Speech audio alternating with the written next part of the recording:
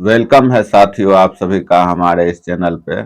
अगर आपने अभी तक इस चैनल को सब्सक्राइब नहीं किए हैं तो अभी सब्सक्राइब करें और बेल आइकॉन की घंटी को प्रेस करें ताकि आने वाली वीडियो की जानकारी आपको समय से पहुंच सके। तो आइए शुरू करते हैं। क्वेश्चन है, शिशुनाग को मगध का राजा कब बनाया गया जो काशी का गवर्नर था? आंसर है 412 ईसा पूर्व। क्वेश्चन है, शिशुनाग किस वंश से संबंधित था? आंसर है नाग वंश से। क्वेश्चन है, किसके अनुसार शिशुनाग लिच्छवी राजा की वेश्या पत्नी से उत्पन्न हुआ था? आंसर है महावंश के अनुसार।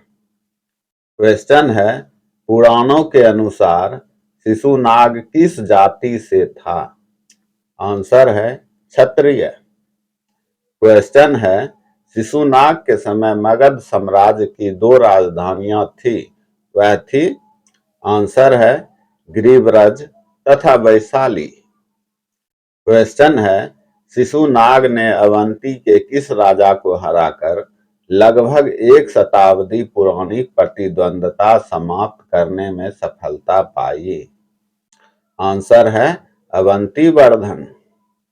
क्वेश्चन है, शिशुनाग ने अवंती के अलावे कहां-कहां विजय प्राप्त किया था?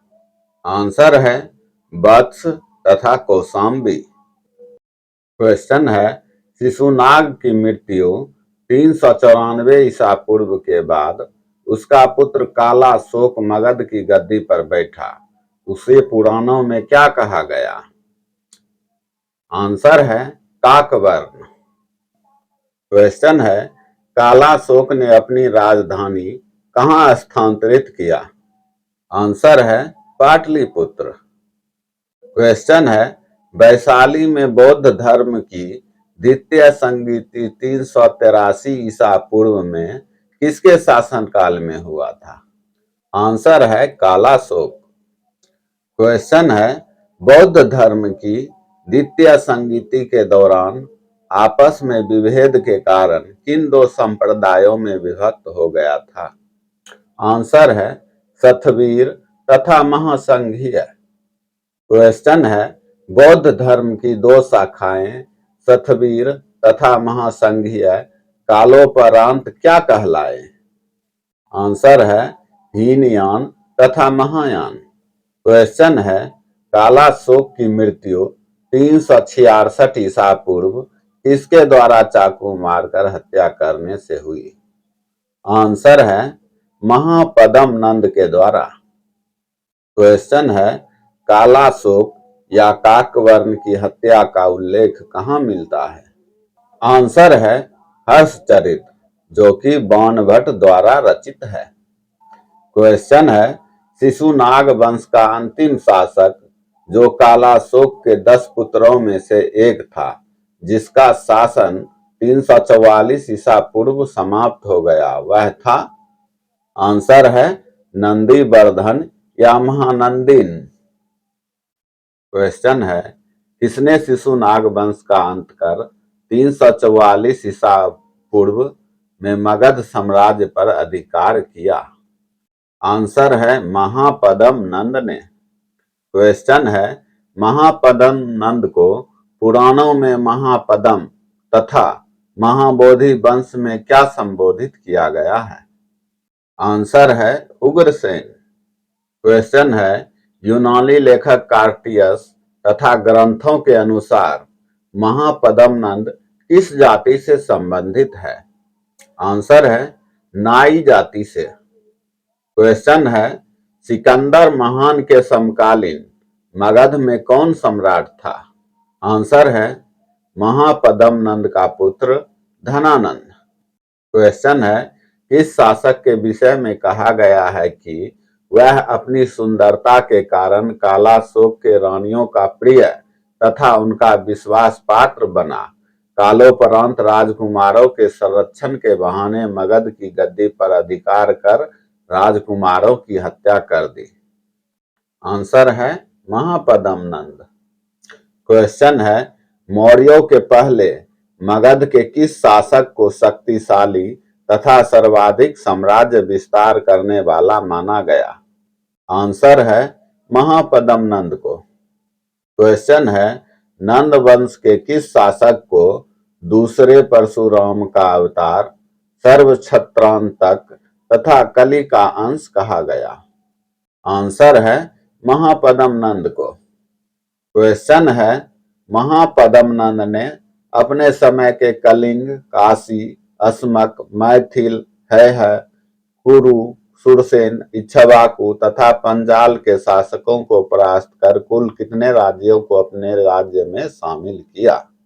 आंसर है 10 राज्य। क्वेश्चन है, मगध राज्य में किस शासक के शासनकाल में क्षेत्र सीमा विंध्य पर्वत के दक्षिण तक तथा गंगा घाटी के मैदानी क्षेत्रों में अतिक्रमण कर पहली बार विशाल साम्राज्य बन गया था? आंसर है महापद्म नंद के। क्वेश्चन है, नंद वंश के 9 राजाओं का उल्लेख किसमें मिलता है?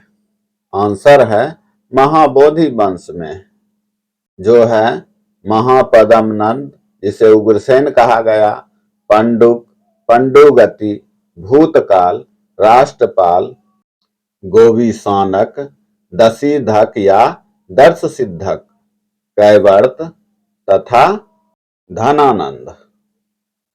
क्वेश्चन है, नंद वंश का अंतिम शासक कौन था जो सिकंदर महान के समकालीन था?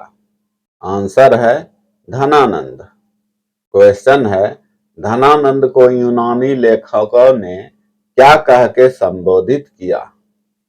आंसर है अग्रमीज अर्थात अग्रसेन का पुत्र। क्वेश्चन है, धनानंद के सेनापति का क्या नाम था? आंसर है मध्यसाल। क्वेश्चन है, नंद वंश के किस शासक के काल में उत्तर में हिमालय से दक्षिण में गोदावरी तक, पश्चिम में सिंधु नदी से पूर्व में मगध तक तथा पूर्वी दक्षिणापथ में कलिंग भी विशाल साम्राज्य का अंग था? आंसर है धनानंद। क्वेश्चन है, नंद वंश के किस शासक के शासन काल में सिकंदर ने 327 ईसा पूर्व भारत पर आक्रमण किया था? आंसर है धनानंद के शासन काल में। क्वेश्चन है, सिकंदर का भारत अभियान क्यों अधूरा रह गया था? आंसर है सैनिकों द्वारा व्यास नदी का तट पार करने से मना करने के कारण। क्वेश्चन है, संपन्न और शक्तिशाली होने के बावजूद भी धनानंद के प्रति जनता में क्यों असंतोष तथा घृणा थी? आंसर है अनावश्यक कर लगाकर बलपूर्वक वसूली करने के कारण। क्वेश्चन है, किसके अनुसार धनानंद एक लालची शासक था जिसे धन बटोरने का नशा था? आंसर है टर्नर के अनुसार। क्वेश्चन है, इसकी सहायता से चाणक्य ने धनानंद की हत्या करके उसके अत्याचार से जनता को मुक्त कराया था? आंसर है चंद्रगुप्त मौर्य। क्वेश्चन है, नंद वंश का शासन धनानंद की मृत्यु के साथ ही कब समाप्त हो गया? आंसर है 321 ईसा पूर्व। क्वेश्चन है, व्याकरण के विद्वान पाणिनि पाटलिपुत्र में भी शिक्षा ग्रहण किए थे, वे नंद वंश के किस शासक का मित्र था? आंसर है महापद्म नंद के। क्वेश्चन है, नंद वंश के शासक किस धर्म को मानते थे? आंसर है जैन धर्म को। क्वेश्चन है, धनानंद के प्रमुख जैन अमात्य कौन कौन थे? आंसर है स्थूलभद्र तथा शकटार। क्वेश्चन है, कात्यायन, बररुचि, वर्ष तथा उपवर्ष जैसे विद्वान किसके शासन काल में हुए थे? आंसर है नंद वंश के। क्वेश्चन है, नंद वंश के शासन काल में पहला जैन मंत्री कौन था? आंसर है कल्पक। क्वेश्चन है, मगध क्षेत्र में किस खनिज पदार्थों की उपलब्धता प्रचुर मात्रा में थी? आंसर है कच्चा लोहा तथा तांबा। क्वेश्चन है, नंद वंश की क्षेत्र विस्तार, संपन्नता तथा शक्तिशाली होने का प्रमुख आधार क्या था?